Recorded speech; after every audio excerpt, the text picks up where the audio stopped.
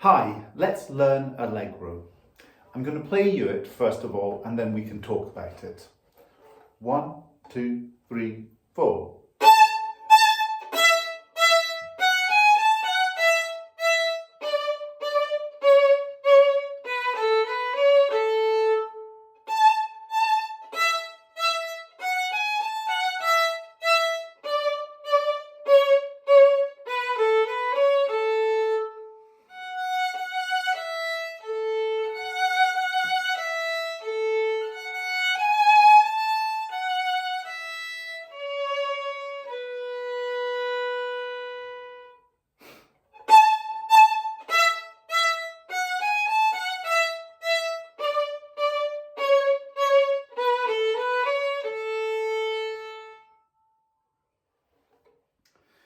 So this is a really interesting piece because of the bow stroke.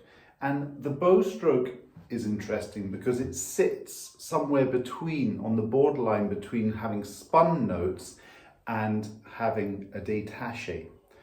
And the most ideal way of executing this bow stroke is with an emphasis at the start of the bow and then a very fast bow stroke to really get the strings to vibrate. And we see this bow stroke in a number of different pieces. For instance, when we move forwards, we might play Preludium Allegro by Chrysler, the beginning of that. So you have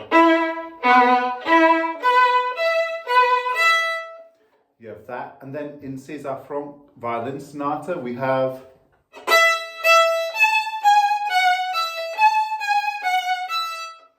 it's a wonderful bow stroke, and you might say that the César Franck is more along the sort of spun route, whereas the Chrysler is more on the borderline between being détaché and the spun sound.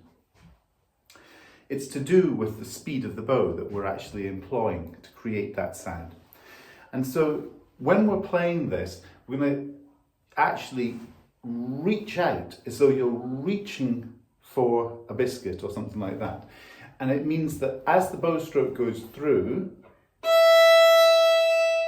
at the end, we give a little push, a little reach at the very end of the bow stroke. And this is really important.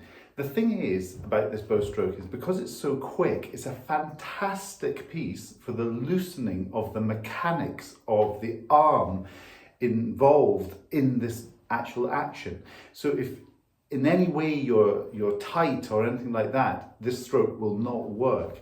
So you have to be loose with your arm so that we get,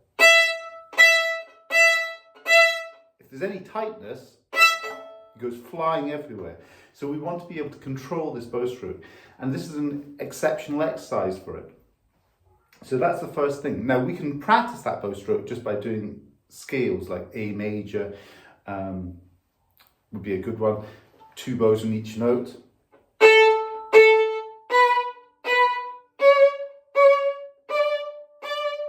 So you get that little emphasis at the start of every single bow stroke. A little push on the bow, and then let the bow shoot really quickly with a lot of energy. Remember that when you put that energy into the bow stroke, you also have to compensate by having enough depth that you're not just skimming on the surface of the string. So in this piece, there are a couple of little bits which we might call tricky bits. They actually, for me, are the bits that are not using whole bows, but just half bows. And the first tricky bit would be 1, 2, 3, 1. And it's that lifting off of 3 and 2 together. So 1, 2, 3, off together. Let's just try that. Ready, go. 1, 2, 3, 1. That's one of the tricky bits. And then the other tricky bit is the bit that goes like this, with a circle bow. Now, the alert amongst you might realise, I've heard that before, and you have.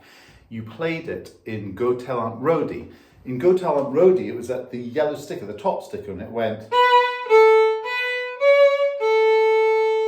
But it's come back in Allegro, down at the green sticker, the lower sticker, and this time it's the same notes, 1, open, 1, 2 on the A string, and then open A, and we make a circle. I'll do it again with you. Ready, go. 1, open, 1, 2, open A, and circle bow. Remember with the circle bow, no going behind your back with your elbow. It's out in front of you, round and land. This is a fabulous piece for just the motion of the bow and your physical movements. Remember that the bow doesn't just happen in your right arm. The bow's happening all the way down your body. The muscles are connecting all the way down. So your whole posture has to be nice and balanced, and you've got to just feel the movement. A good exercise is just to actually imagine you're playing the violin without the instrument. You feel very balanced and you just shoot and back, shoot and back. And just be aware, does anything tighten up as soon as you move your arm? Do your legs tighten, or do you stay nice and calm? And just feel how it actually affects different parts of your body. It might be unexpected, but that's what playing the instrument is more about, feeling things rather than just only relying on your ears to tell you what they sound like. Feel it and then connect that into how it sounds and how it feels. It's so important. So let's learn the notes for this piece. There are 4 lines. The first 2 lines and the 4th line are the same. So that's a big bonus. It means to memorize this piece doesn't take very long. In the very beginning, we use an independent Mr. 3. So it goes on the E string, 3, 3, E, E. And it's independent, only Mr. 3 on the string. 3, 3, E, E. Let's play that. Ready? Go. Now we have our tricky bit. 1, 2, 3, 1 with half bows. Ready, go. Then open E, 2 fast bows. Ready, go. Then I go 1, 2, 3 on the A string. Roll the bow over, so fingers bow. And now we're ready to go. So 3, 3. 2, 2. Then little bows, the other tricky bit. 1, open, 1, 2. Open A and circle. And round and land. And when I've landed, I just settle into the string. So we're going to do that second line, which is exactly the same. So 3, 3, E, E. 1, 2, 3, 1, E, E. 1, 2, 3 on the A, roll the bow over, 3, 3, 2, 2. 1, open 1, 2, open A and circle. And round and land. Now, the next line is a different mood, and we start to explore the bow stroke in a slightly different way. Now, this is a slower bow stroke, and we're going slightly deeper into the string to create a more dolce or sweet sound. So we're thinking about the curve of the bow stroke, and we're not extending quite as far. So here we go. This is Mr. 1 on the E string. It goes 1, 1, E, then open A. Ready, go.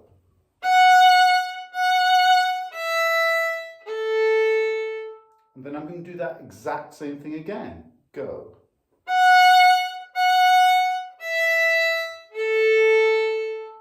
And now I'm going up in a little mountain of steps that then comes back down again. So 1, 2, 3, 1, go.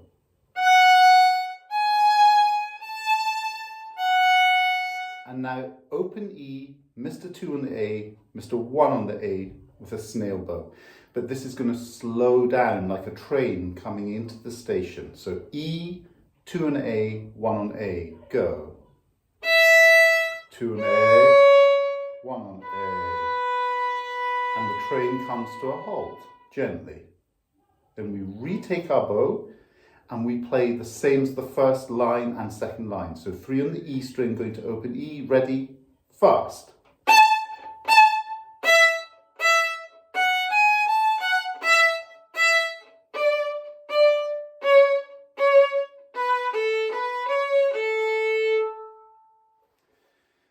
So if we just look at the third line once more, dolce means to please play sweetly.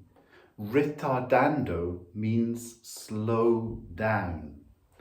So I'll play the dolce means to please play sweetly. So 1, 1, E, A.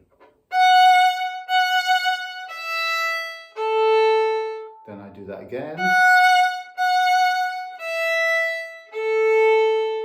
Now, the next little bit, you might recognize this. 1, 2, 3, 1. It's exactly the same as the tricky bit that we played from the first line. But in the first line it was little bows, now it's whole bows. So instead of going, we're now going,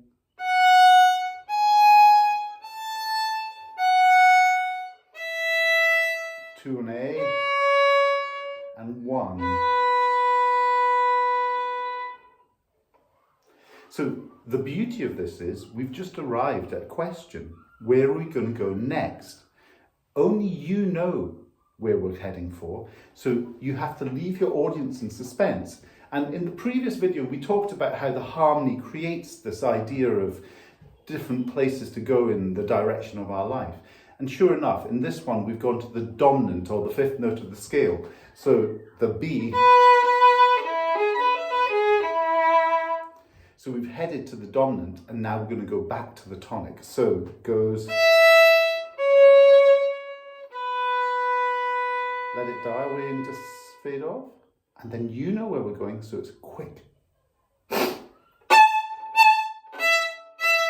because the audience don't know, if you do that in a really quick way, they'll get a shock and they'll jump with joy for the last line. And it makes them feel, oh, we're going back home again.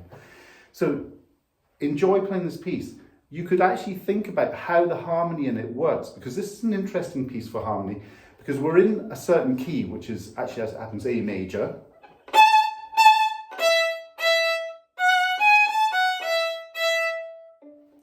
And then we move into the subdominant key. So if we're in A, we go into D major, and then we also then go back into the dominant. So these are two different areas, or if you think of a bag of magic, these are different areas of magic that we can go into, and we can explore them differently. So this could be slightly heavier than this, which is slightly brighter in its sound. So explore the harmony. When you play it with piano, listen to how the harmony supports what you're doing and gives meaning to what you're actually playing. So don't play like a robot. This isn't a robot bow stroke. This isn't a robot piece. It's actually quite an expressive piece with a lot of interest in it. I'm going to play it to you just once more, right from the start. So here we go. Ready, go.